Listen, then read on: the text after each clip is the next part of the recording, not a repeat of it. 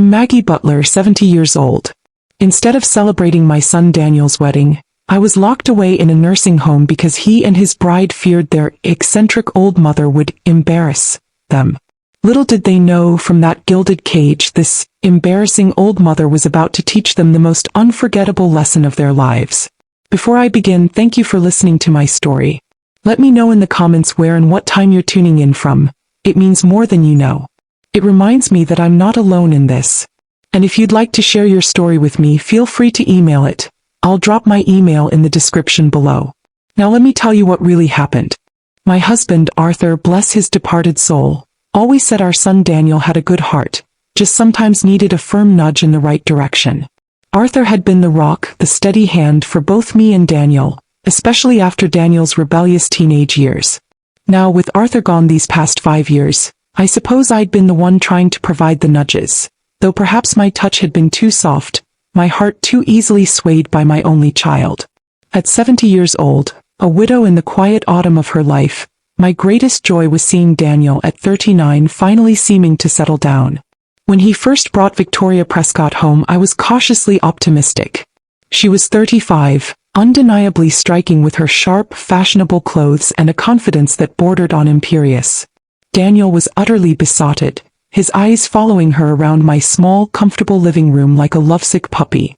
"Isn't she wonderful, Mom?" he'd whispered to me in the kitchen while Victoria was on her phone, her voice a low, perfectly modulated murmur as she discussed what sounded like expensive social engagements. "She's the one." I'd smiled, patted his arm and offered Victoria my best homemade scones. She'd picked at one politely, her eyes, a cool shade of gray, taking in my flowered wallpaper and the slightly worn chintz armchair that had been Arthur's favorite. "Charming," she pronounced, the word somehow feeling less like a compliment and more like a diagnosis. The wedding announcement followed swiftly, and I threw myself into the initial excitement. My son, my Daniel, getting married. I dreamed of this day, of welcoming a daughter into the family, of perhaps, one day, grandchildren to fill this quiet house with laughter again. It was around the time the wedding plans started escalating from a simple church service and a reception at the local hall to something involving marquee tents, string quartets, and talk of ice sculptures that Daniel had his brilliant idea about my finances. I'd always been careful with money. Arthur and I had worked hard for our pensions, our small investments, the paid-off mortgage on this house. But Daniel, with an arm around my shoulder and a concerned furrow in his brow, had suggested that at my age, managing it all was becoming a bit much. "Mom, you should be enjoying yourself, not worrying about bills and statements," he'd said, his voice earnest. "Why don't I help you out? I can get power of attorney just to make things easier, pay your utilities online, make sure your pension goes into the right account. You wouldn't have to lift a finger." It had sounded so considerate. I was admittedly finding the increasing complexity of online banking a bit of a chore, and my eyesight wasn't what it used to be for reading the fine print. So I'd agreed. It felt like a relief initially to hand over that burden. He'd set up a new joint account for my pension to be paid into, an account he managed. He assured me it was for transparency. The wedding plans grew ever grander, fueled, I now realized, by Victoria's expensive tastes and her family's apparent affluence. She spoke often of her parents' estate and their circle, and Daniel seemed desperate to impress them, to prove he belonged. My small contributions to the wedding fund, carefully saved, were accepted by Daniel with a quick thanks, but then he'd talk about the main budget that he and Victoria were handling, a budget that seemed to have no upper limit. A vague unease began to prickle at the edges of my contentment. My pension, which had always been more than adequate for my modest needs, now seemed to disappear with alarming speed from that joint account. When I gently queried Daniel, he'd have a ready explanation. "Oh, that was for the new property tax assessment, Mom," or "just covering your quarterly insurance premiums, they've gone up again," or "a small, safe investment I made on your behalf, it'll pay off handsomely." His answers were always smooth, always plausible, yet the numbers never quite seemed to add up in my old ledger book. Victoria's presence in my life became more pronounced, and with it, a subtle campaign of re-education. My home, she'd declare with a tinkling laugh, was adorably vintage but desperately needed a modern touch. My stories of raising Daniel, of my life with Arthur, were met with polite but vacant smiles before she'd deftly steer the conversation back to her wedding dress designer or the guest list for the rehearsal dinner. A list, I noted with a pang, that seemed to include very few of my or Arthur's old friends. Daniel, caught in her orbit, began to echo her sentiments. My prized collection of porcelain birds was dust collectors. My love for a good mystery novel was rather pedestrian. He started sighing more, just like his father used to when he was truly exasperated, usually when I'd ask about my finances or express a desire for a simple family dinner instead of another discussion about canapés and floral arrangements. The unease in my heart grew from a prickle to a persistent ache.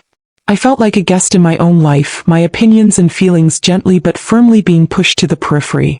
My son, the boy I had poured my life into, was becoming a stranger, his values shifting, his priorities alarmingly aligned with Victoria's glossy, expensive world. And my pension, my security, felt like it was slipping through my fingers, funding a wedding that I was beginning to feel less and less a part of. I tried to tell myself it was just pre-wedding stress, that Daniel was trying to impress his new bride, that once the wedding was over things would settle down. But a small, cold voice in the back of my mind whispered that this was more than just stress. It was a fundamental shift, a calculated disregard. The warmth I had always associated with family was being replaced by something cool and appraising, and I, Maggie Butler, felt myself being subtly but surely edged out of the picture. The wedding bells were ringing, but for me they carried an increasingly ominous tone. The wedding was just a week away. My dress, a lovely lavender silk I'd splurged on, hung expectantly in my wardrobe. I'd even practiced a little speech, a heartfelt toast to Daniel and his new bride, full of love and well wishes, just in case I was asked to say a few words. Despite the growing chill I felt from Daniel and Victoria, a part of me, the ever-hopeful mother, still clung to the dream of a beautiful day celebrating my son's happiness. How tragically naive I was. They chose a Tuesday evening, a week before the grand event, to deliver their verdict. I'd made a simple shepherd's pie, one of Daniel's childhood favorites, hoping for a quiet family dinner, a moment of connection amidst the whirlwind of their increasingly lavish preparations. They arrived late as usual, Victoria looking particularly regal in a sharp cream pantsuit, Daniel hovering beside her like an anxious courtier. "Mom," Daniel began, avoiding my eyes, fidgeting with his cufflinks, "Victoria and I need to talk to you about something important. Regarding the wedding." My heart gave a little flutter of apprehension. "Oh, is everything all right, dear?" Victoria stepped forward then, her smile as cool and polished as the marble countertops she so admired in magazines. "Everything is going to be perfect, Maggie," she said, her voice smooth as silk, yet with an underlying edge that made me uneasy. "And that's precisely why we need to discuss your arrangements for the day." "My arrangements?" I asked, puzzled. "I thought I was just coming to the church, then the reception at the manor. I have my lavender dress all ready." Daniel cleared his throat. "Well, Mom, that's the thing. Victoria's family, they're wonderful people, very influential, you know. And this wedding, it's a very significant event for them, for us. Everything has to be just impeccable." "Impeccable," Victoria echoed, her gaze sweeping over me with an expression that made me feel suddenly small and dowdy, despite my clean apron and neatly combed hair. "We've been thinking, Maggie, about your comfort and about ensuring the day goes off without any potential social awkwardness." "Social awkwardness?" I felt a flush creep up my neck. "What are you implying, Victoria?" "It's just that, well, Mom," Daniel stammered, still not looking at me directly, you have your little ways. Your stories. And Victoria's parents, their friends, they're used to a certain decorum. We wouldn't want you to feel uncomfortable or out of place. Or for anyone else to feel, you know." He trailed off, his cowardice a gaping hole in the room. Victoria stepped into the breach, her voice all reasonable condescension. "What Daniel is trying to say, Maggie, is that you can be a bit unpredictable. Your charming eccentricities, while perhaps endearing to us who know you, might be misinterpreted by some of the more distinguished guests. We simply can't risk any embarrassment on such an important day for Daniel and me." Embarrassment. The word hung in the air, a raw, ugly thing. My own son, my own future daughter-in-law, were telling me that I, his mother, was a potential source of shame for them. I, who had poured my life into raising him, who had loved him unconditionally. My hands began to tremble. "Embarrassment," I repeated, my voice dangerously low. "Are you saying you're ashamed of me, Daniel?" He finally looked at me then, his eyes pleading but also hard with a resolve that chilled me. No, Mom, of course not. It's not like that. It's just, we want everything to be perfect. For Victoria. For her family. So, Victoria said, her voice bright as if delivering wonderful news, we've made a wonderful arrangement for you. We've booked you a lovely suite at the Willows, that beautiful new retirement villa just outside of town. It's more like a luxury spa, really. You can have a quiet, restful weekend there, all expenses paid. Mani-pedi, massages, whatever you like. You'll be so comfortable away from all the wedding chaos. I stared at them, my mind reeling. A nursing home. They were banishing me to a nursing home on my son's wedding day so I wouldn't embarrass them. My initial shock gave way to a searing, incredulous pain. You want me to miss my own son's wedding? I whispered, my voice cracking. You want me locked away in some institution while he takes his vows? It's not an institution, Mom, it's a villa, Daniel said quickly, his face flushed. And it's just for the weekend. Friday to Sunday. We'll pick you up Sunday afternoon. We'll bring you cake. It's for the best, really. You'll be so much more relaxed. Relaxed. My voice rose, trembling with a fury I hadn't felt in years. Relaxed, knowing my only son is so ashamed of his mother that he'd rather hide her away than have her witness his marriage? Relaxed, knowing you both see me as nothing more than a social liability, a blemish on your perfect, impeccable day. Now, Maggie, don't get overwrought, Victoria said coolly, unmoved. It's all decided. The booking is confirmed. A car will pick you up Friday morning. Think of it as a little holiday. Her patronizing tone, Daniel's refusal to meet my anguished gaze, the sheer, calculated cruelty of their plan. It was a devastating trifecta. They weren't just excluding me. They were discarding me, deeming me unfit for their new, shiny life.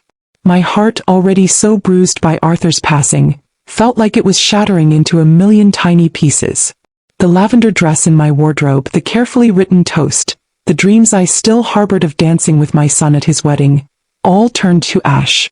I looked at Daniel, my son, searching for any sign of the loving boy I remembered.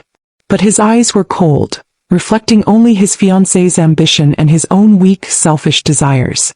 So this is it then, I said, my voice flat, devoid of the tears that threatened to overwhelm me. This is what 40 years of motherhood amounts to. Being deemed an embarrassment, to be hidden away. Neither of them spoke. Victoria simply examined her perfect nails. Daniel looked at a spot on the carpet. The silence in the room was absolute, broken only by the frantic, painful thumping of my own betrayed heart. They had made their edict. I was to be banished.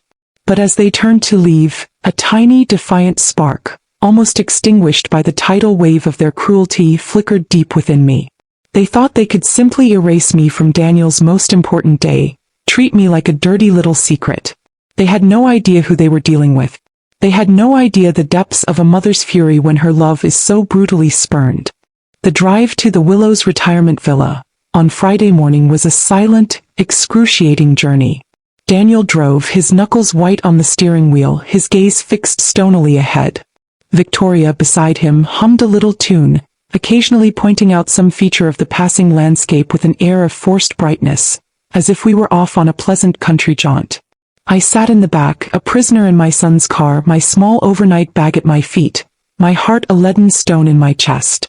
My protests, my tears, my appeals to Daniel's love for his father, had all been met with his cold, unwavering mantra.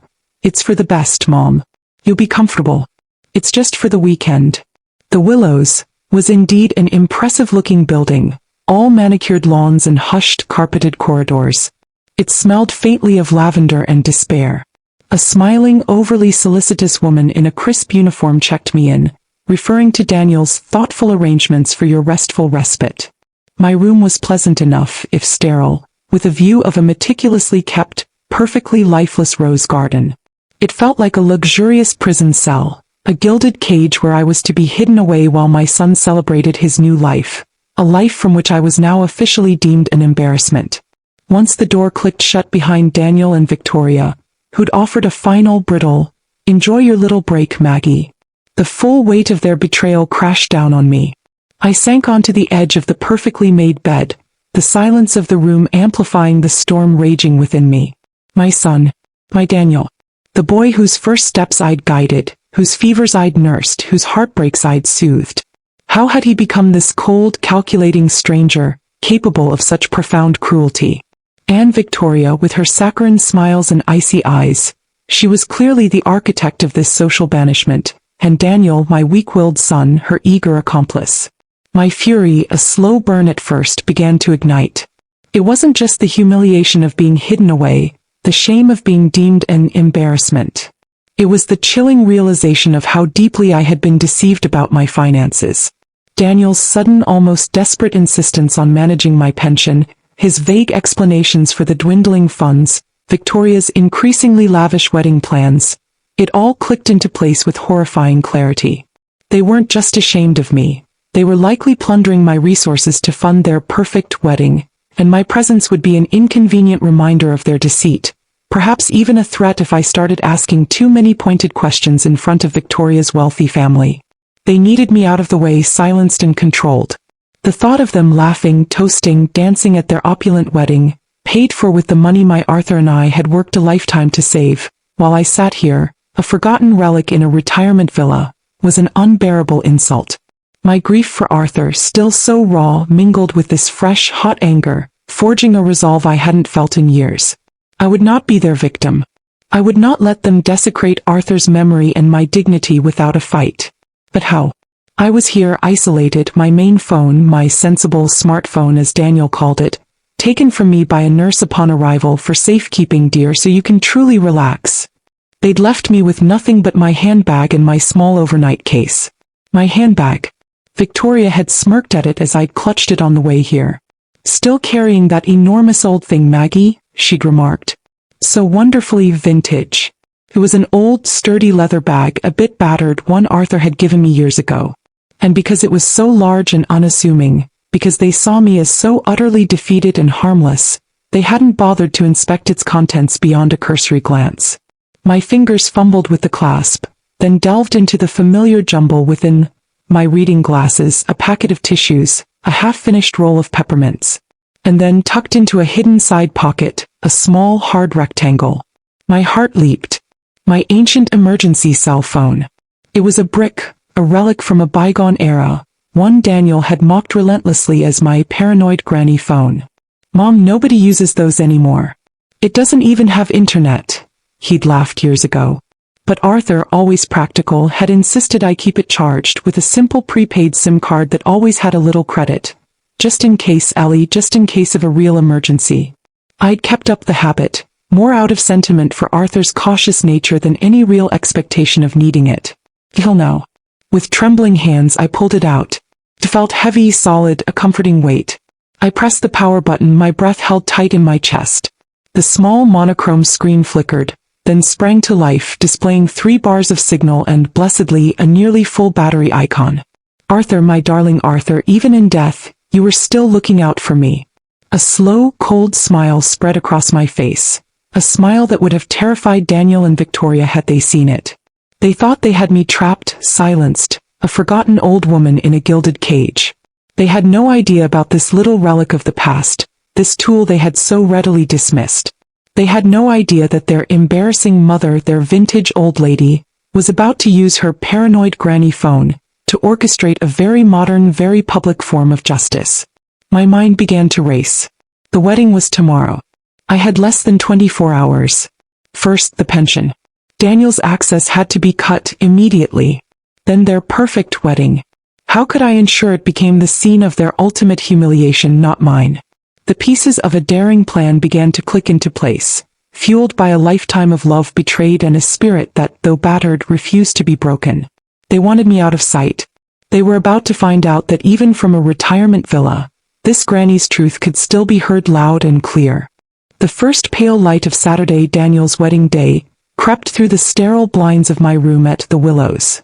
My restful respite, as Victoria had so cloyingly called it, felt more like a countdown in a cold, lonely cell. But the fear that had gnawed at me for days was now overlaid with a humming, nervous energy, a desperate resolve. Today my son and his smug fiancée expected to celebrate their perfect union, funded by my life savings, while I, the embarrassing old mother, was conveniently tucked away. They were in for a rude awakening. My ancient granny phone, clutched in my hand like a precious talisman, was my only weapon. I'd spent a fitful night going over my plan, rehearsing the words I needed to say. Daniel had power of attorney. He'd likely told the bank I was frail or confused to smooth his access to my funds. I had to sound not just lucid but authoritative, the rightful owner of my money, a victim of exploitation. My first call, as soon as I dared, around 8 a.m., was to my bank's emergency fraud line. My heart hammered against my ribs so hard I could feel it in my throat. "Good morning," a crisp, professional voice answered. "First National Bank Fraud Department, this is Sarah speaking. How can I help you?" "Good morning, Sarah," I began, forcing my voice to be calm, clear, the voice of Maggie Butler, retired school librarian, a woman of sense and standing, not the hysterical old woman Daniel and Victoria clearly believed me to be. "My name is Margaret Butler. I am calling to report suspected unauthorized activity and financial elder abuse on my accounts, perpetrated by my son, Daniel Butler, who currently holds power of attorney." There was a slight pause. "I understand, Mrs. Butler. Can you provide me with your account numbers and verify your identity, please?" Thank heavens for my old habit of keeping essential numbers written down in a small address book tucked inside my vintage handbag. I read them out slowly, meticulously, along with my date of birth and my late husband Arthur's name as a security confirmation. "Thank you, Mrs. Butler. I see Mr. Daniel Butler is indeed listed as your power of attorney. Can you tell me the nature of your concerns?" "My son," I said, choosing my words with care, "has confined me against my will to a facility, under the pretext of my needing rest for his wedding, which is today. I have just discovered he has been making substantial withdrawals from my pension account, which I believe are for his wedding expenses and not for my benefit. I fear he is systematically draining my funds. I need an immediate freeze placed on any account he has access to, and I need his power of attorney privileges suspended pending a full investigation. I am perfectly lucid and competent, but I am currently unable to leave this facility to address this in person." I added a slight, calculated tremor to my voice for that last part, just a hint of distressed vulnerability to counter any notes Daniel might have put on my file about my confusion. Sarah was efficient. "Mrs. Butler, these are very serious allegations. We will place an immediate hold on all transactions from the specified accounts accessible via the power of attorney, pending further verification. We will also flag Mr. Butler's POA status for urgent review. You will need to come into a branch with identification as soon as you are able, or we can discuss other verification methods."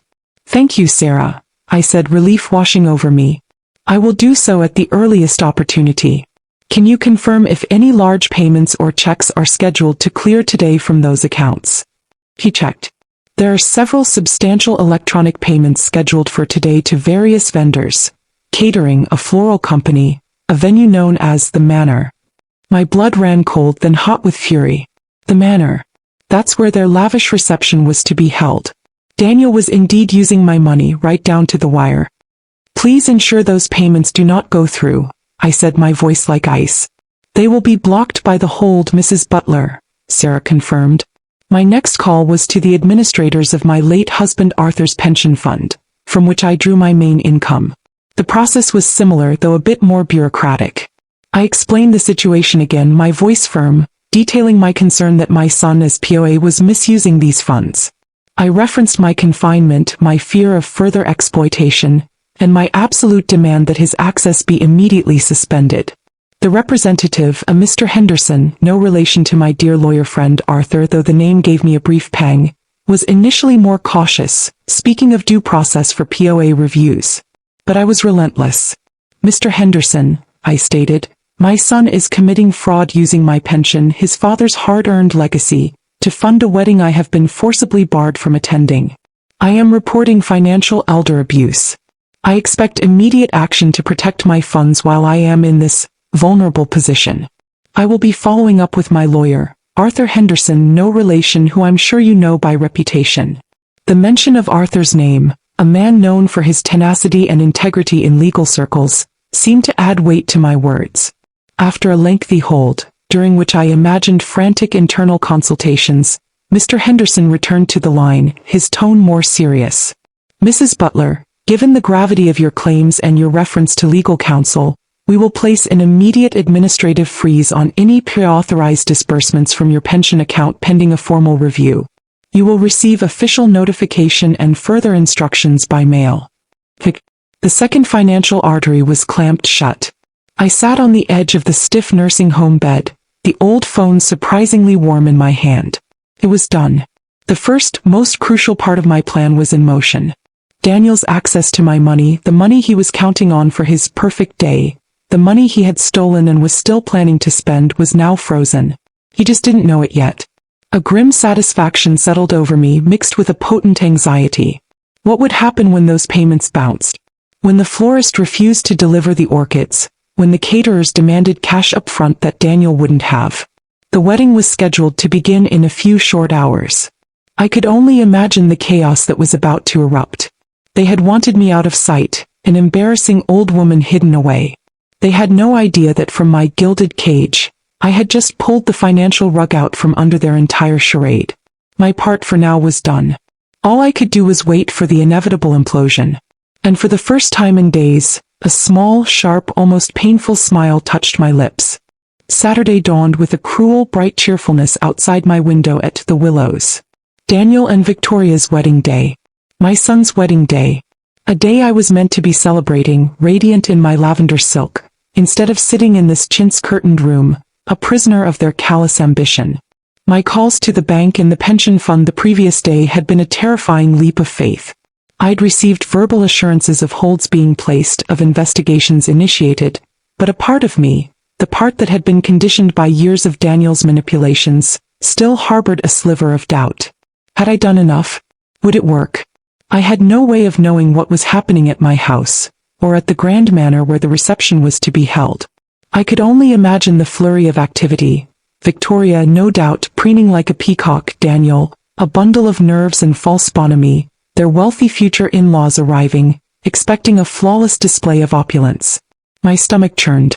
I picked at the bland breakfast tray the aide brought, my appetite gone. All I could do was wait, my old granny phone clutched in my hand, willing it to ring with some news, any news.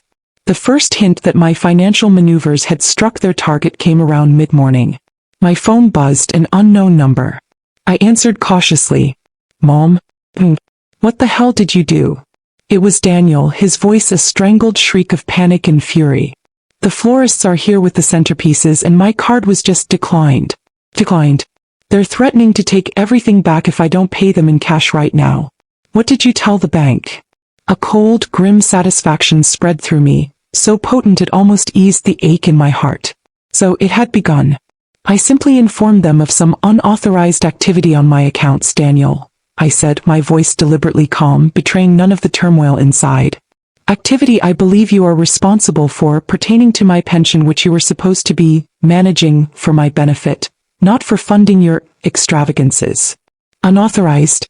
What are you talking about? He yelled. You gave me power of attorney. That money was for us. For the wedding. Victoria's parents are arriving any minute. This is a disaster. You have to call the bank, Mom. Tell them it was a mistake. There's no mistake, Daniel, I said, my voice like ice. The only mistake was you underestimating your mother and disrespecting your father's legacy. The funds you were relying on are no longer available to you. I could hear frantic, muffled voices in the background, Victoria's sharp tones rising in alarm. Fix it, Daniel. Just fix it, she was screeching. Then Daniel was back on the line, his voice cracking with desperation. Mom, please. The caterers just called, their deposit check bounced. The venue manager is on his way over. You're ruining everything. Victoria is going to kill me. Her parents. Oh God, her parents. I pictured the scene. The carefully constructed facade of their perfect day crumbling around them. The florists with their wilting blooms, the caterers with their unpaid invoices, the venue manager demanding answers. And Victoria, my future daughter-in-law who found me so embarrassing, about to face a very public, very real humiliation of her own. It seems, Daniel, I said quietly, that your perfect day was built on a foundation of lies and theft. And foundations like that rarely hold. I ended the call, my hand trembling slightly, not with fear this time, but with the force of a justice long overdue. The rest of the day, I pieced together the implosion from a series of increasingly frantic, then abusive, then pleading voicemails from Daniel, and one surprisingly clear, furious call from Victoria's mother, Mrs. Prescott herself, before I calmly hung up on her. Apparently, the Prescotts had arrived at the manor to find chaos. Vendors were packing up. Daniel was white-faced and stammering, unable to produce a single working credit card. Victoria was in hysterics, her makeup streaked with tears, her dream wedding, a rapidly deflating souffle of unpaid bills and public shame. Mrs. Prescott, a woman whose social standing was her religion, had, upon learning the source of the financial catastrophe, Daniel's reliance on and fraudulent misuse of his elderly mother's pension, which was now frozen, reportedly turned on Daniel with the fury of a viper, calling him a common conman and a disgrace. She'd then swept Victoria away, declaring the wedding and indeed any association with the Butler name definitively OFF. By late afternoon my old phone rang again. This time it was Mr. Henderson from the pension fund. "Mrs. Butler," he said, his voice warm and respectful, "I just wanted to confirm that Mr. Daniel Butler's power of attorney privileges regarding your pension have been suspended pending a full fraud investigation. All access is frozen. We've also alerted your bank's elder abuse unit. Your pension funds are secure under your sole control once the POA is fully revoked, which your lawyer can expedite." A wave of profound relief washed over me, so immense it left me weak. Secure. My pension, my lifeline, was secure. Daniel couldn't touch it. My future, which had seemed so precarious, so dependent on his whims, was mine again. The grand wedding of Daniel Butler and Victoria Prescott did not happen.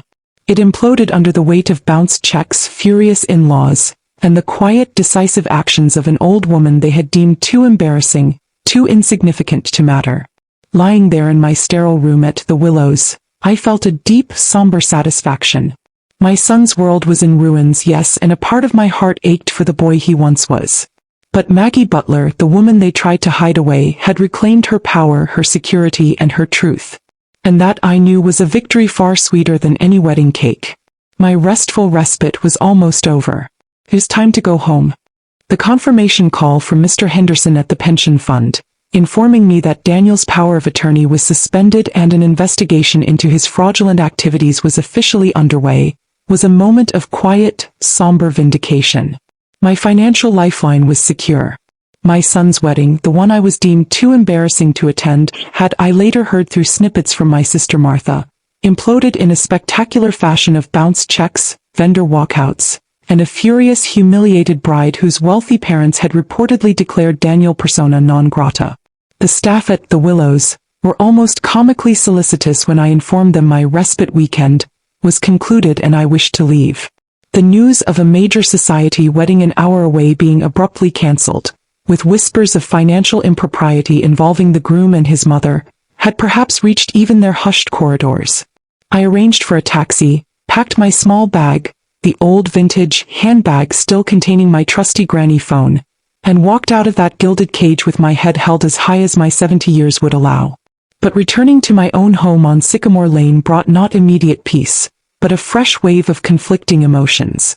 There was relief, yes, to be in my own familiar surroundings, free from the oppressive judgment of Daniel and Victoria. But there was also a profound aching anger at their calculated cruelty, a lingering shame from their banishment, and a deep mother's guilt that gnawed at me. Had I done the right thing?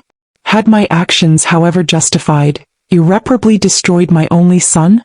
The public ruin of his wedding day, a day that should have been a joyous milestone, felt like a heavy stone in my heart, even though I knew he and his snobbish fiancée had brought it entirely upon themselves. I couldn't face the thought of seeing Daniel, not yet. I couldn't bear the inevitable accusations, the manipulations, or even, perhaps worse, a display of feigned remorse I wouldn't know how to navigate. The betrayal had been too deep, the wounds too raw. So I did something I hadn't done in years. I packed a larger suitcase, called Martha to keep an eye on my house and water my roses, and drove myself to a small, quiet cottage on the coast that Arthur and I used to rent for a week every autumn. I needed the sea air, the solitude, the rhythmic crash of the waves to clear my head and try to make sense of the wreckage of my family. The weeks there were a blur of long, solitary walks on the windswept beach, endless cups of tea, and a lot of tears. I replayed every cruel word, every dismissive gesture from Daniel and Victoria. I thought of Joseph, of his quiet integrity, his deep love for his son, and wondered what he would have made of all this. The anger was still there, a righteous fire, but so was the love, that stubborn, inexplicable mother love that ached for the boy Daniel had once been.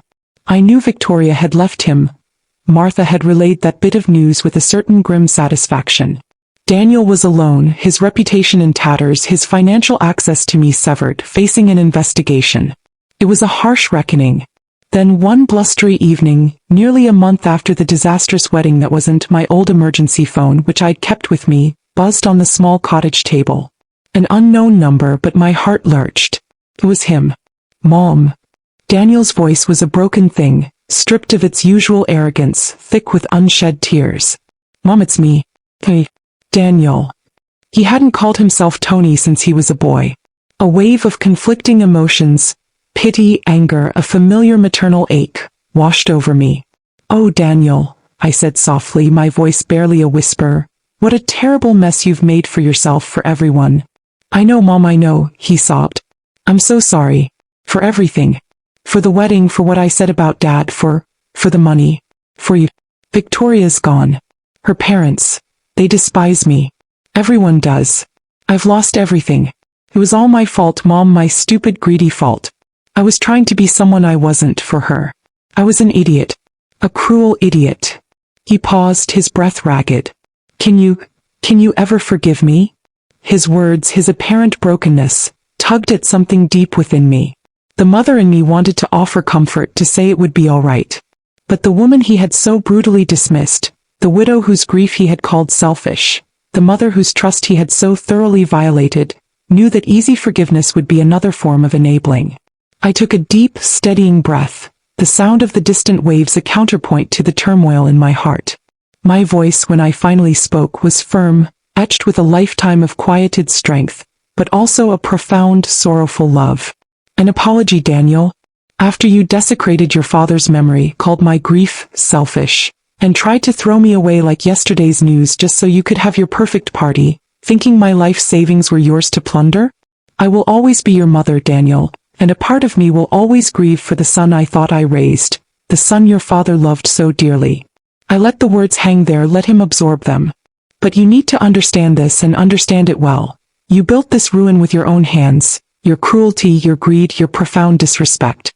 My forgiveness, even if I could find it in my heart today, won't fix what you've broken in yourself, or the trust you've shattered.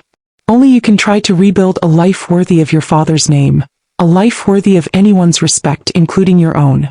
That journey, son, is yours and yours alone to walk. You need to find help, real help, for the man you've become. He was silent for a long moment, just the sound of his quiet, shuddering breaths on the line. I understand, Mom, he finally whispered. I hope you do, Daniel, I said softly. I truly do. I ended the call not with anger but with a deep, somber finality. A profound, if melancholic, peace settled over me. I had spoken my truth not in rage, but with the unshakable conviction of a mother who had finally drawn the line, for her own sake and perhaps in some small, painful way for his too. My path to healing was clearer now, defined by my own strength, my own values, not by his failures or his desperate apologies. The future was still uncertain, my relationship with my son perhaps forever fractured, but I was whole. And that was a truth worth more than any wedding celebration.